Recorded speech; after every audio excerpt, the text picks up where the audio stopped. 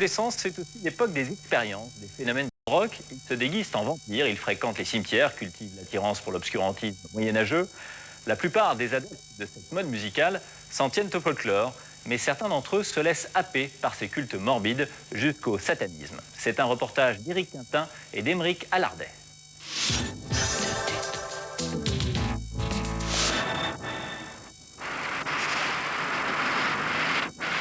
Créteil, dans la banlieue parisienne.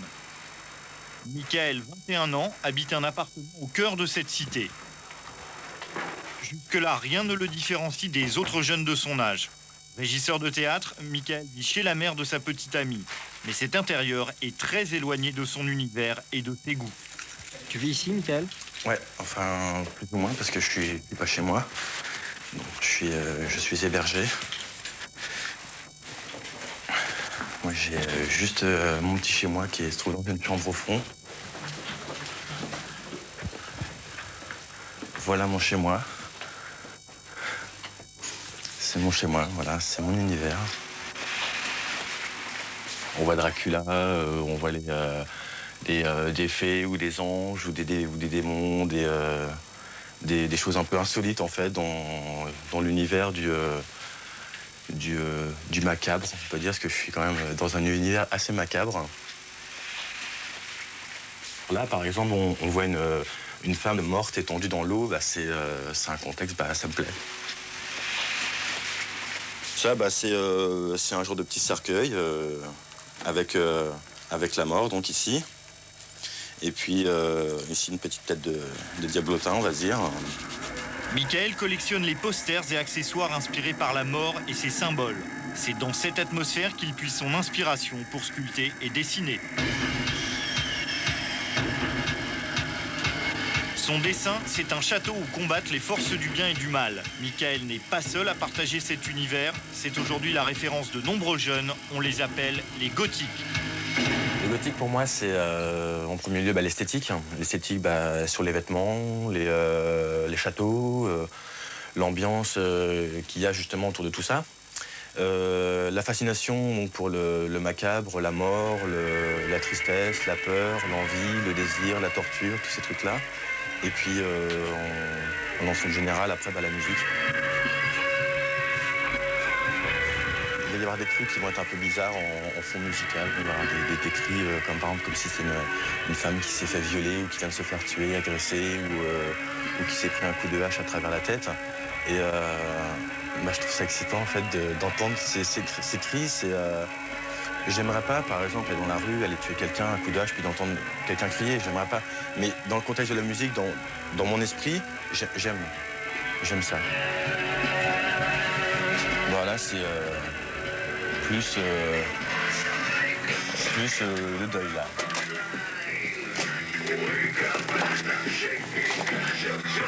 Ah, t'es là? Sandra est la petite amie de Michael. Elle est gothique, comme lui. J'ai toujours aimé déjà les habits sombres, l'originalité. J'ai toujours aimé... J'ai écrit à un moment donné, c'était toujours des histoires qui parlaient de la mort. C'est une chose qui m'attire.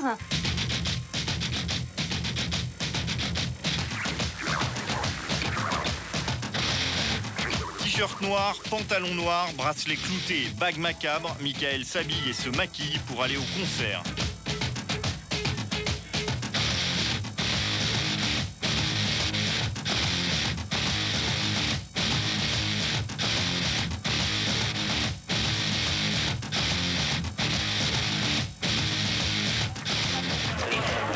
Paris, le Zénith. Michael, Sandra et leurs amis viennent écouter Marilyn Manson, l'égérie du rock gothique. Une musique qui mélange antichristianisme, violence et décadence. Le concert attire ce soir 6500 personnes. Il est assez mystique et puis bon, il est un peu déourlé, il est pas bien dans sa tête quoi apparemment, donc je trouve ça marrant. Puis bon, c'est une façon de délirer comme une autre quoi.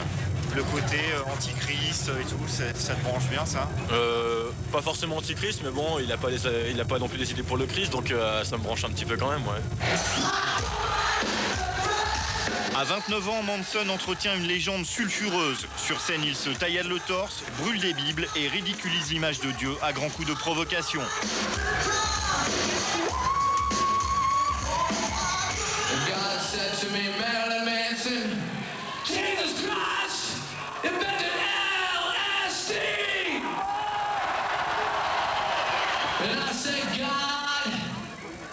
If Jesus Christ can do drugs, then why can't we?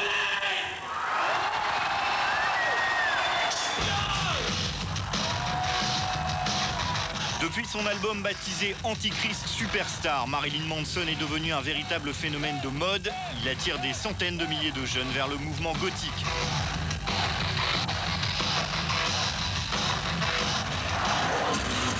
Manson défraie la chronique en mélangeant joyeusement drogue, sexe et blasphème, le tout sur fond d'apocalypse.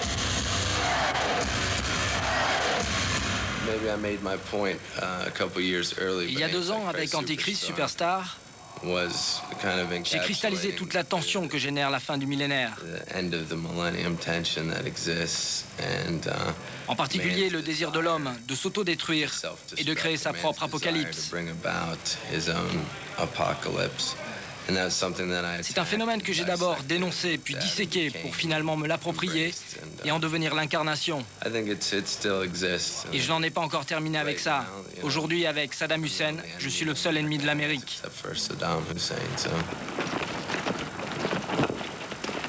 Le cimetière parisien du Père-Lachaise. C'est l'une des balades favorites de Mickaël et Sandra. Ils viennent ici plusieurs fois par semaine. Ils en connaissent tous les recoins, tous les secrets, comme ce caveau familial transformé en lieu de rituel.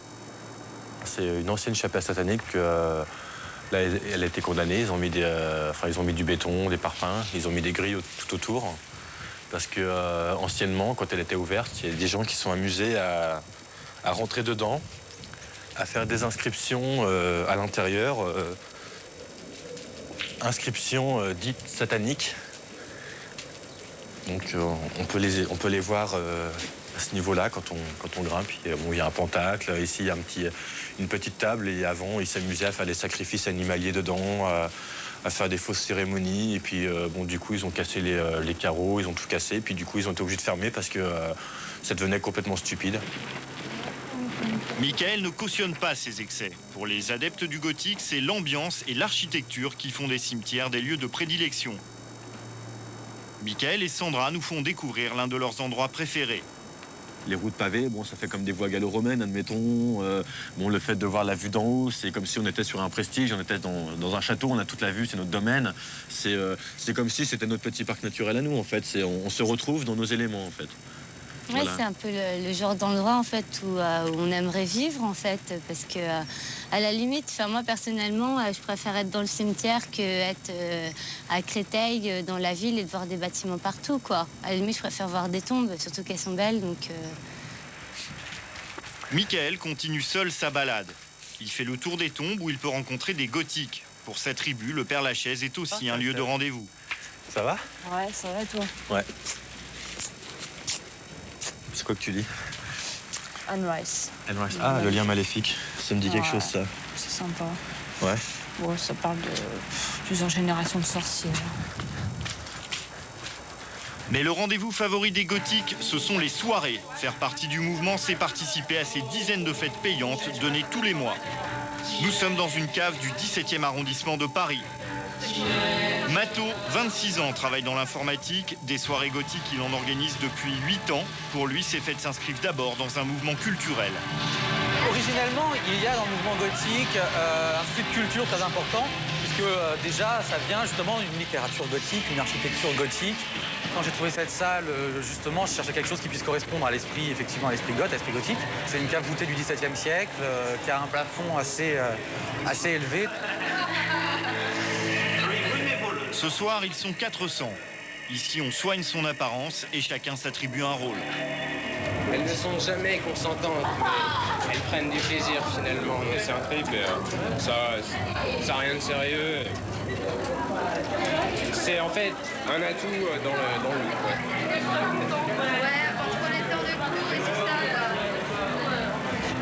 Moi, personnellement, je tends vers l'abolition de la matière, mais à travers celle-ci. C'est-à-dire me moquer de la matière, au niveau physique aussi, par les piercings, par le look, bien que maintenant je me sois largement calmé, mais bon, un peu plus vieux. Mais je tends à abolir ma propre matière, à nier mon corps, au point de ne plus le reconnaître, pour m'élever spirituellement. Ils ont des revendications mystiques, des choses comme ça, alors qu'en fin de compte, C'est on va facilement entendre quelqu'un revendiquer quelque chose qu'il n'est pas capable d'expliquer parce que ça fait bien d'être un peu mystique, un peu machin, mais en fait c'est vraiment une façon de juste de se montrer à l'autre, pas nécessairement d'être soi-même à l'intérieur.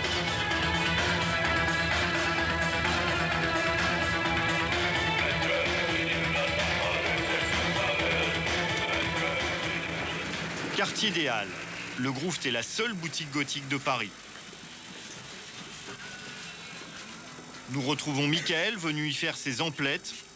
On trouve ici de quoi se vêtir de la tête aux pieds, sans oublier ceinture, bijoux et autres accessoires.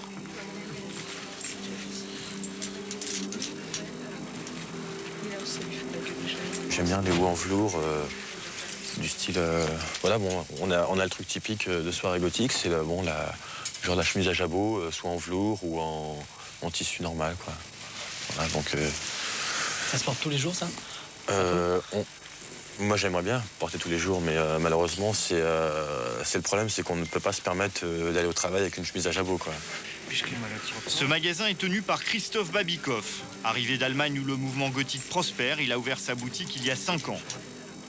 Sa clientèle est constituée d'habitués. On y croise aussi des mères de famille venues habiller leurs filles. Puis le manche, il était rétréci un petit peu. Ouais, ça c'était... Parce qu'il est très... C'est vrai qu'elle n'est pas très... Ouais, elle n'est pas très grande. Non, pas trop. Oui, je vous remercie.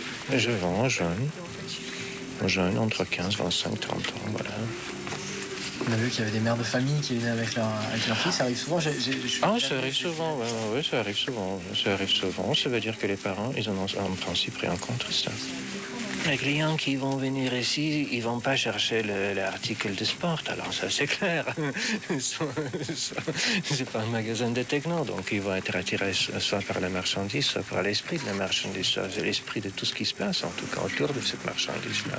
C'est quoi la signification de Telbag? La signification de Telbag, c'est de gros, de diable, de ce qui va déchirer la chair. Et nous, on ne va pas se mettre dans ça. La personne qui va se mettre à déchirer avec ces gens déballe la chair soit la gueule de quelqu'un. Non, on lui donne l'image de quelqu'un qui pourrait le faire seulement. Il ne le fera jamais, en fait. Une bonne partie des bijoux qu'il vend, Christophe va les chercher à une centaine de kilomètres de Londres, chez Alchemy. Le patron du groupe a troqué son costume de gothique pour celui du parfait commerçant. Il vient ici une dizaine de fois par an pour renouveler son stock.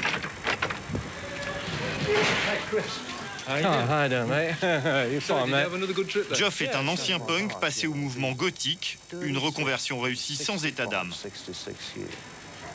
Je n'avais pas de véritable philosophie quand j'ai commencé. Ma philosophie, c'était surtout de gagner assez d'argent, il fallait survivre. Aujourd'hui, 50 personnes travaillent pour Geoff et produisent une gamme de plus de 300 articles. Sa femme Sandra s'occupe de la distribution. Ce carton part aux États-Unis, celui-ci en Estonie, cet autre en Allemagne et ce gros-là part en France. La France est un excellent marché pour nous. Un marché en pleine expansion à l'approche du nouveau millénaire, comme l'explique Geoff. Beaucoup de gens sont sensibles au changement de millénaire. Pour eux, ça signifie un changement d'influence magnétique qui pourrait provoquer un bouleversement dans les croyances. Alchemy, c'est le supermarché du gothique. Les châteaux hantés côtoient les effigies mortuaires, les squelettes pullulent. Stuart, 25 ans, est un des 3 dessinateurs qui se consacre entièrement à la création de cet univers. Son inspiration, il la puise dans une littérature bien particulière. Ce qui nous démarque de nos concurrents, c'est que chez eux, tout est basé sur l'imaginaire. Alors que nous nous inspirons de la réalité historique.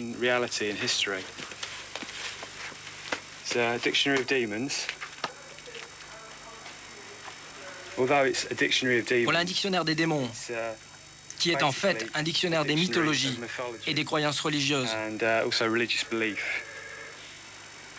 Des démons à Satan, il n'y a qu'un pied fourchu. Et parfois, même si Stuart s'en défend, chez Alchemy, on confond les symboles. Le pentagramme, l'étoile à 7 branches emblématique du satanisme, on la retrouve partout.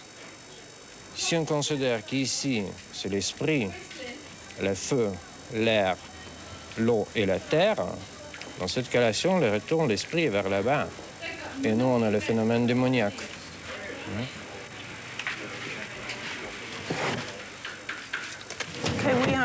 Aujourd'hui, on a des liens vraiment étroits avec l'industrie de la musique. Et on travaille évidemment pour les fameux Cradle of Filth. Ils nous ont suggéré de fabriquer cette figurine de Lilith, qui est un démon de la nuit. Cradle of Filth, c'est un groupe anglais. Leur nom signifie le berceau des immondices. Avec eux, on gravit un échelon supplémentaire. On quitte le mouvement gothique et son folklore inoffensif pour le black metal. C'est le courant musical et spirituel le plus extrême de cette fin de siècle. Nous sommes dans l'antichambre du satanisme. Ce soir, Cradle of Filth joue à l'Élysée-Montmartre, près de l'église du Sacré-Cœur. 2 heures avant le concert, le public très jeune est déjà là. Croix renversée, t-shirt blasphématoire, maquillage outrancier, la panoplie black metal s'affiche dans la rue et provoque des réactions. Je sors du métro.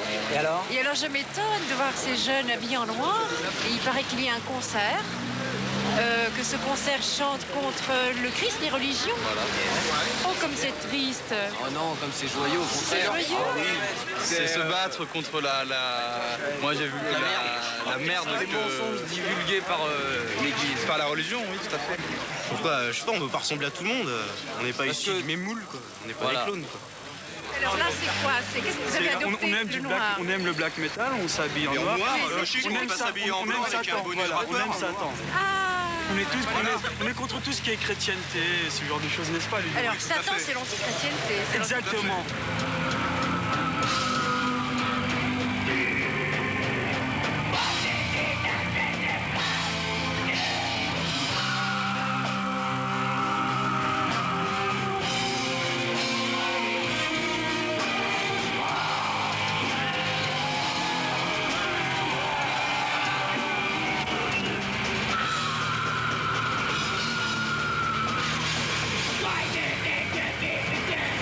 Depuis quelques années, le black metal n'est plus réservé à un seul public d'initiés.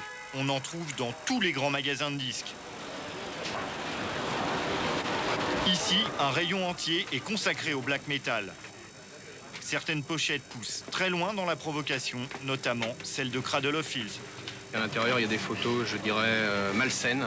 Et bon, on voit notamment un prêtre en train de se faire égorger. Enfin bon, c'est des photos quand même assez choquantes.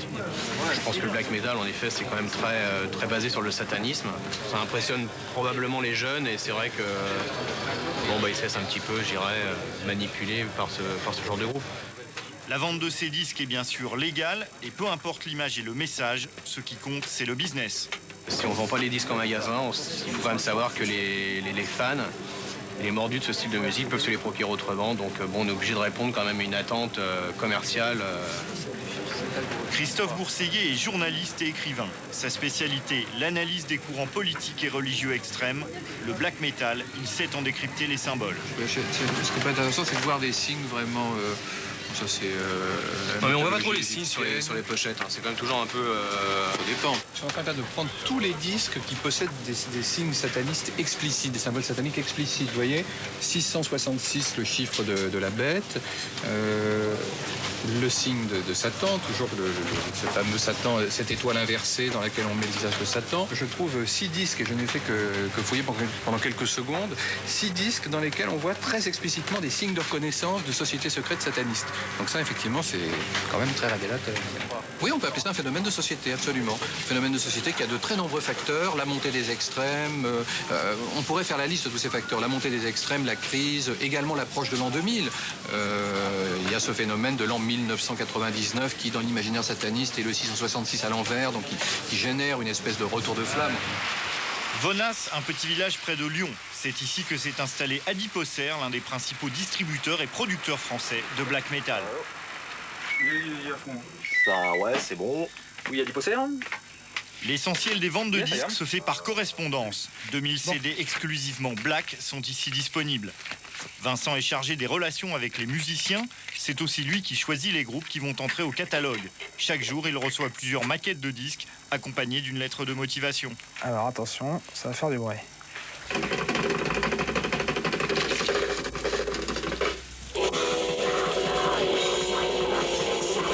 Donc ça c'est une bio où ils disent les faire rechercher à travers ce black un sentiment glorieux de malaise volontaire et satanique. Tadam. La fierté d'être la vermine qui ronge les villes et les esprits. Bon, c'est le folklore, ça fait partie du folklore du black metal. Suis-je méchant ou ne le suis-je pas? Avec plus de 14 000 clients réguliers, Adiposer ne chôme pas. C'est plus d'une centaine d'appels qui encombrent tous les jours les 2 lignes de téléphone. Et les acheteurs de black metal sont de plus en plus jeunes. Ouais, normalement tu l'auras demain matin. Hein.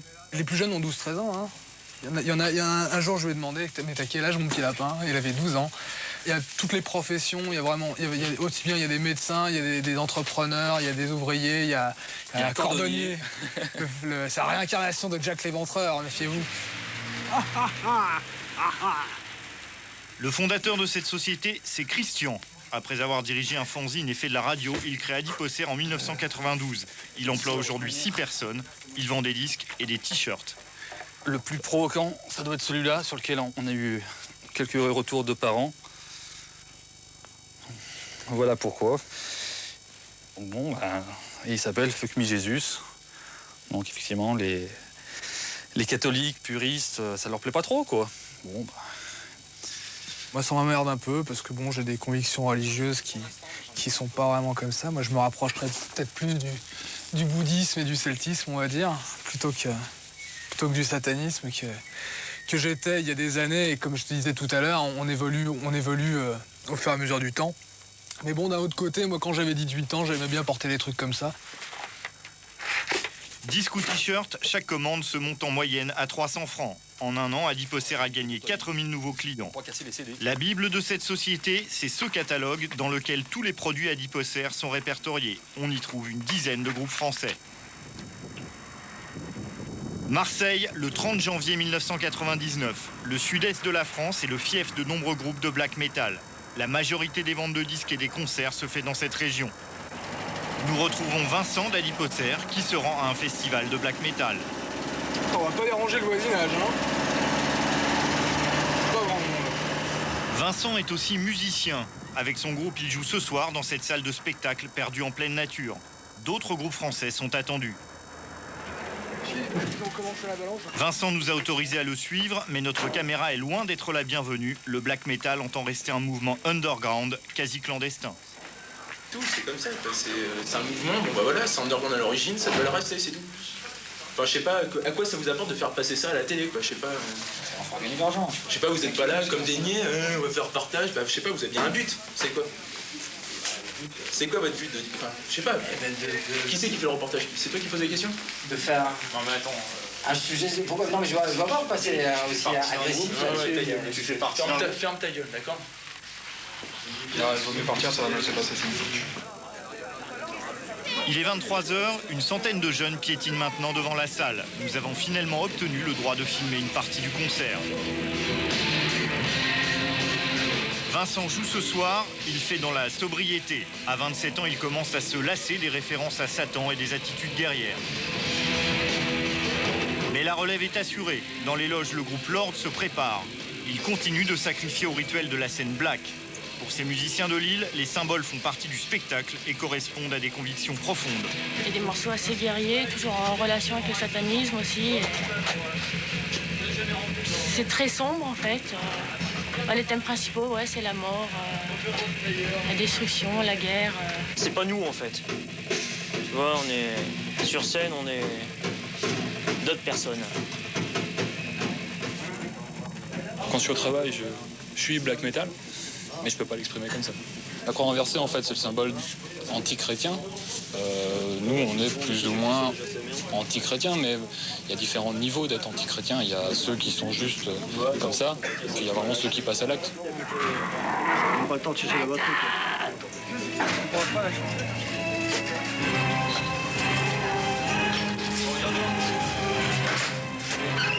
Avant d'entrer en scène, les musiciens s'aspergent d'un liquide ressemblant à du sang. Le public adore.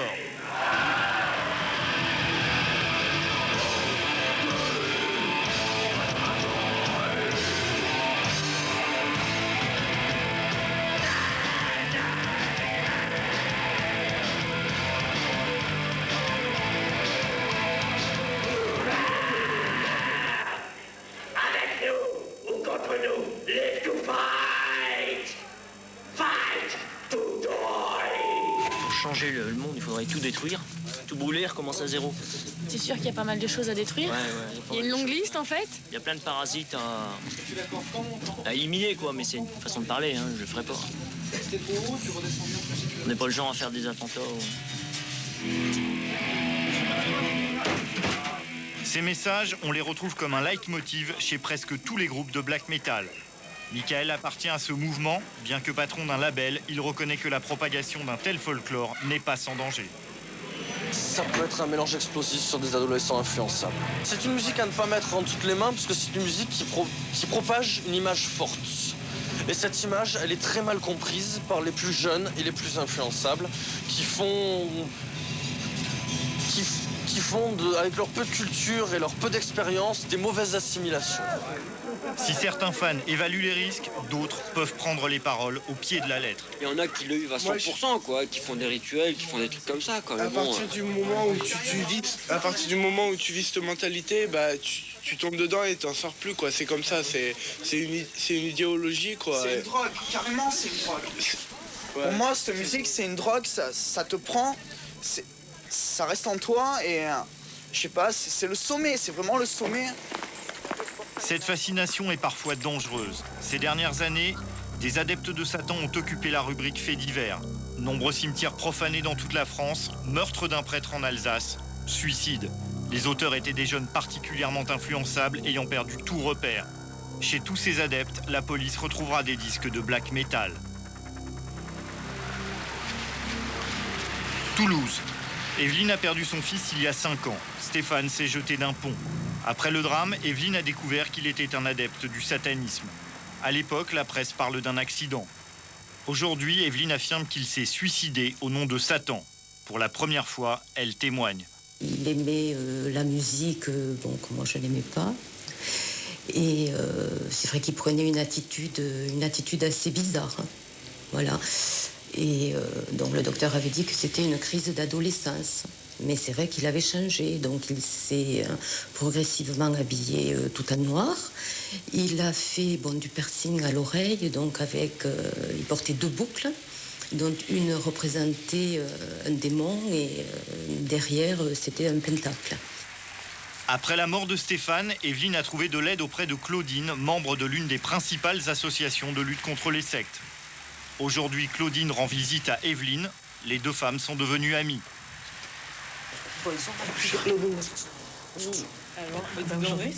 Claudine connaît bien les ravages du satanisme chez certains jeunes. Ce qu'il y a comme constant, si vous voulez, c'est des allégeances à des forces de mort, des allégeances à des forces de destruction, à des forces d'isolement, avec un refus de ce qui structure une personne, des sentiments en particulier, un refus des liens forts à la mère, au père, et une jouissance de la souffrance de l'autre. Et on a trouvé des écrits, donc des écrits de mon fils, qui parlent de sa mort, puisque sa mort était programmée, et donc il donne même la date. Des écrits, mais aussi ce dessin à travers lequel Stéphane annonce son suicide. Et ensuite, on a des écrits que moi j'ai trouvé horribles. Je ne savais pas ce que c'était. On m'a dit plus tard, quand je les ai montrés, que c'était des messes noires. Donc là, vous voyez, l'accusateur me montra alors son monde, il m'ouvrit les yeux et je compris. Je découvris alors que la notion d'existence était très aléatoire. Il me tendit une coupe d'argent et je bus le sang. Et sans honte, j'ai aimé. En cet instant, j'ai oublié ma mère, mon père, mes amis et finalement ma vie. Dénuée de sentiments, j'ai dansé dans les flammes noires. Je maudis le ciel et la terre. À partir de cet instant, je fais partie intégrante de la nuit divine. Alors là, en plus, il y a quand même... On nomme, je veux dire, dans la terminologie chrétienne, l'accusateur, c'est un des noms qu'on donne à Satan. Il y a des termes qui ciblent cette entité-là. Avant son suicide, Stéphane s'était tourné vers ce prêtre, aumônier de son lycée, pour lui confier son mal-être. Le jeune homme est alors fragile, très influencé par le milieu qu'il fréquente et les messages du black metal. Quelques mois plus tard, le même père Brouard d'Herval accueillera les amis de Stéphane pour préparer ses funérailles. J'aurais demandé s'ils voulaient choisir des textes bibliques. Ils m'ont dit qu'ils ne le souhaitaient pas, que par contre, eux avaient leur propre littérature, leur propre texte. Avec... leur propre Dieu. leur propre Dieu, ils l'ont dit, qu'effectivement, ils croyaient qu'ils avaient un Dieu, oui, une certaine croyance, mais ils ont insisté à plusieurs reprises au cours de la soirée en disant que ce n'était sûrement pas le même Dieu que moi. À l'époque, le père prétend n'avoir pas compris le comportement et les convictions de ces jeunes. Il va même laisser diffuser durant les obsèques un morceau de black metal. Et donc, un adulte, après la célébration, professeur, est venu me voir et me dire, écoutez, mes pères, avez-vous entendu la musique que nous avons passée? Et c'est vrai que c'était une musique particulièrement violente dans le rythme, mais aussi dans les paroles. Il était question, oui, qu'on exaltait la mort. Et il était question de Satan, oui, dans ces musiques. Depuis le drame, Evelyne est revenue voir le père Brouard d'Herval pour tenter de comprendre son attitude et celle des amis de Stéphane. Aujourd'hui, si elle témoigne, c'est pour dire aux jeunes et à leurs familles que l'on ne joue pas impunément avec le diable. Le satanisme, un culte dangereux que le black metal contribue à transformer en phénomène de mode. Voilà, un reportage d'Éric Quintin pour FCA Productions. On reviendra tout à l'heure sur les dangers de ces effets mimétiques, de ces courants, comme le courant sataniste, qui absorbent de plus en plus de jeunes et qui peuvent les conduire, comme c'est le cas à travers ce drame que l'on a vu un instant, au suicide. Philippe Givre, bonsoir. Merci avec nous, on reviendra tout à l'heure là-dessus avec vous. Vous êtes psychologue, spécialiste des adolescents, enfin, vous êtes un peu dans cet univers, vous travaillez avec eux beaucoup, vous êtes enseignant à Paris 7, Paris-Jussieu. Et avec nous également Mato, bonsoir. Vous êtes organisateur de soirées gothiques, rien à voir avec le satanisme, hein. Je crois que c'est ce qu'on va commencer par préciser tous les deux. Il y a une grande différence dans les deux courants qu'on vient de voir dans le reportage. Ça commence d'abord sur le mouvement gothique et après ça on parle du black metal. Il faut faire la différence entre ces deux mouvements qui ont... Il y a différence dans l'idéologie, même si les univers sont quand même assez comparables, non? Il y a une imagerie qui peut se ressembler, mais au niveau après ça idéologique, justement le mouvement gothique n'a pas d'idéologie. C'est un des rares mouvements musicaux où on n'entend pas, il n'y a pas de revendications sociales, politiques, alors que le black metal, lui, a beaucoup de revendications et ça change beaucoup de choses. Alors vous êtes plus tout à fait ado. Hein, non, mais vous étiez déjà dans ce milieu-là, à ces âges-là? Tout à fait, ouais, j'avais les cheveux en l'air aussi, j'étais pareil que ce qu'on a vu dans le reportage. Mais je pense que... Mais comment vous viviez à l'époque? Parce que c'est vrai que vous êtes déjà adulte, donc vous faites un peu la différence entre le jeu et la réalité. Alors ces ados, est-ce qu'on ne peut pas penser qu'aujourd'hui, le mouvement gothique peut être une porte d'entrée et de recrutement même pour les mouvements satanistes, chez les jeunes ados, encore une fois, chez les ados qui sont encore un peu faibles, fragiles, influençables? Je ne pense pas que le gothique soit une porte d'entrée vers le satanisme. Avant tout, le mouvement gothique se singularise par le romantisme. Il y a des grandes références à ces périodes-là, à une littérature gothique fantastique qui date du XVIIe, XVIIIe siècle. Mais le satanisme, en fin de compte, n'est pas vraiment présent. Il y a un côté, effectivement, comme on a souvent dans l'adolescence, un certain rejet de l'autorité parentale, de la société dans laquelle on vit, de ces choses-là. Et donc, de par là, une imagerie qui peut se retrouver, qui peut être assez sombre. Mais quand vous dites romantique, ça fait un peu sourire, parce que c'est vrai que bon, c'est morbide quand même tout ça, non? C'est pas très gai. Morbide. Le romantisme n'est pas gai d'ailleurs, mais enfin bon... Voilà, le romantisme n'est pas nécessairement gai, et je pense que non, vraiment, le mot romantique s'applique exactement à ce qu'on peut voir dans des soirées gothiques. Vous êtes vous-même venu dans une soirée, et vous avez vu comment c'était, c'est très bon enfant, il n'y a pas du tout... il n'y a personne qui revendique quoi que ce soit envers Satan, personne qui se met à crier dans tous les sens, les gens sont là pour faire la fête, pour s'amuser. C'était très sympa. Et je pense que vraiment le romantisme lié à l'adolescence, toujours, quoi, est très très important dans ce milieu-là. Philippe Givre, comment vous réagissez quand vous voyez ce genre de sujet et par rapport à ces milieux-là? Est-ce que vous pensez qu'il y a un danger réel pour les adolescents? Écoutez, je crois qu'il faut effectivement faire la part des choses entre ce courant gothique qui semble être d'abord quelque chose de très théâtralisé et qui sert à la mise en scène, je dirais, de fantasmes sous-jacents, comme ça, adolescents, et qui permet comme ça d'être un exutoire à ces fantasmes, à cet imaginaire qui aux angoisses, à la peur par rapport à ce que l'on découvre à ces âges-là, c'est-à-dire la sexualité, l'existence de la mort. C'est-à-dire que forcément l'adolescence représente comme ça un poteau noir, on pourrait dire aussi, qui rejoint ce qu'on disait sur ces tendances morbides, donc difficile à vivre pour les adolescents. Et forcément, ils vont rechercher aussi, comme ça, des mouvements qui vont pouvoir être en phase avec ce type d'angoisse. C'est-à-dire que le morbide est là aussi pour répondre à l'ennui, au vide, et comme ça au refus des valeurs du monde adulte qui est en train donc de se jouer pour eux à l'adolescence forcément. Donc je crois que forcément à l'adolescence, il y a ce moment aussi où il faut mettre en cause les valeurs donc, parentales, les valeurs d'une société, et donc trouver comme ça des mouvements extrêmes, outranciers.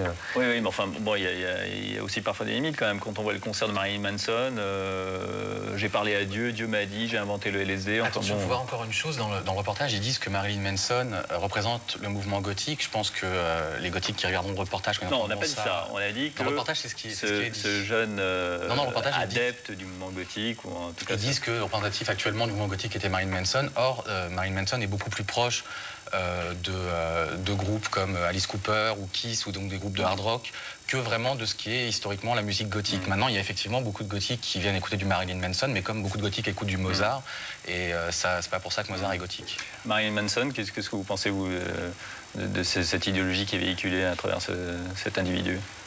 Disons que cette idéologie peut évidemment être dangereuse quand même pour certains adolescents qui déjà par avance seraient mal déjà intérieurement. C'est-à-dire que c'est quand même quelque chose qui peut participer comme ça à exacerber comme ça des fantasmes assez crus, exhibitionnistes, voyeuristes, sado-maso, etc. Donc, et par là donc renforcer ces éléments et les entraîner sur une pente quand même assez périlleuse. Donc il ne s'agit pas non plus donc de... Non, on l'a bien vu à travers ce drame dans le reportage.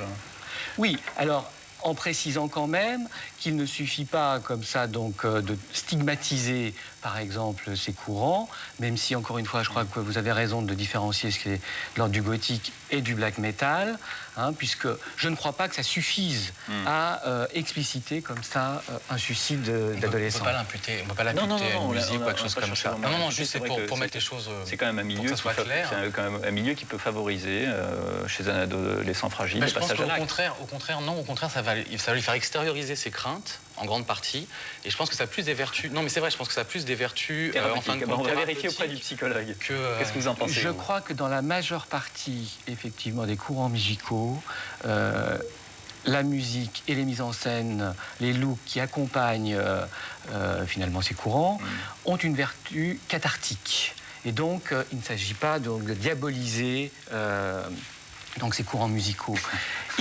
Oui, ce serait un paradoxe de diaboliser le diable. Voilà, absolument. Mais ça n'empêche que certains courants, où d'ailleurs la créativité est sans doute quand même assez pauvre, favorisent comme ça une fascination pour des scénarios, des fantasmes donc assez crus, et présentent des risques pour des adolescents qui, encore une fois, vivent déjà mal et sont confrontés déjà à des angoisses. Vous rencontrez, vous, dans les soirées que vous organisez des adolescents que vous sentez en situation de fragilité, vous dites bon... Il y en a partout, je crois que même quand on est à l'école, déjà à la base, quand on est à l'école, on a des camarades de classe qui sont fragiles et qui sont pas bien. Je pense que partout où on va, même dans les jeunes qui écoutent de la dance ou qui sortent dans les endroits soi-disant bien fréquentables, etc., il y a toujours ces problèmes-là, il y a des problèmes de suicide partout, je crois, et que c'est dur de... Est-ce que vous pensez, Philippe Gifre, que c'est une maladie de l'époque que ces phénomènes, que ces phénomènes qui attirent de plus en plus d'adolescents? Une maladie de l'époque où... Ces cultures de transgression, de haine de la société, etc. Enfin, ça pourrait exister, mais est-ce que c'est le cas plus aujourd'hui qu'à d'autres époques? Ce qui est le cas aujourd'hui, c'est que, évidemment... Vous parliez tout à l'heure de crise des valeurs, Oui, c'est-à-dire qu'il y a une crise des valeurs et un repérage beaucoup moins précis donc pour les adolescents qui eux-mêmes, de toute façon, sont dans un processus où ils doivent remettre en cause en fait les valeurs et recréer leurs valeurs. Ils ont besoin de défouloirs. Ils ont besoin de défouloirs, mais pas seulement de défouloirs, aussi de moyens, de processus, de modes d'expression aussi pour trouver et fonder de nouvelles valeurs. Alors, dernière question, Philippe Givre, quelle doit être l'attitude des parents? Est-ce qu'il faut qu'ils soient complices, comme on l'a vu dans le reportage, cette femme qui accompagnait sa fille pour Je ne crois pas. Grimer. Je ne crois pas. Je crois que ce qui est particulièrement péjoratif... Les parents doivent rester dans leur rôle. Absolument. C'est-à-dire que ce jeu, en quelque sorte, théâtralisé, est d'abord fait, finalement, pour inquiéter les parents. Hein, donc faire peur aux parents. Donc si les parents deviennent complices, on peut penser que l'adolescent trouvera autre chose pour faire encore un peu plus peur à ses parents. Mato, je suis pas tout à fait. Il y a quelque chose par rapport. Ouais, justement, je pensais à ma mère en fait, justement, par rapport à quand moi j'étais vraiment goth avec les cheveux crépés, etc. Et ça a effectivement inquiété un peu ma mère à l'époque, mais je crois pas que j'ai vraiment cherché à la provoquer complètement. Au bout d'un moment, j'ai vraiment eu envie qu'elle comprenne l'univers dans lequel j'évoluais. J'ai eu envie de lui faire écouter la musique que j'écoutais. J'ai eu envie de lui faire comprendre que cet esthétisme me convenait et me plaisait. Et je pense qu'il y a un moment où vraiment j'ai eu envie d'avoir une complicité à ce niveau-là avec ma mère. Et d'ailleurs, on l'a trouvé autour de la musique classique, en fin de compte, quoi, cette complicité. Mais ça reste... Ça reste quand même... Je pense pas que ce soit que pour braquer les parents, quand même. Et si vous restez dans cet univers, vos enfants, ils sont enfants de cœur, alors, non? Je sais pas trop, je pense que pareil, on dit qu'il y a toujours une réaction par rapport aux parents. Je pense que si jamais moi je reste dans cet univers, mes enfants ils font le contraire, à mon avis. Merci à tous les deux d'avoir été nos invités. Voilà pour le danger de certaines modes. Les adolescents sont à la recherche également de sensations fortes. Ils aiment se laisser griser par la vitesse et sont souvent inconscients du danger. Les jeunes sont les premières victimes des accidents de la route. C'est la première cause de décès chez les jeunes. Un quart des tués a aujourd'hui moins de 24 ans en France. À cet âge-là, on croit pourtant que la mort, c'est pour les autres. Il y a un autre chiffre que l'on connaît moins, c'est en matière de sport. 382 000 jeunes âgés de 10 à 24 ans sont victimes chaque année d'un accident de sport. Parmi ces sports, les activités de glisse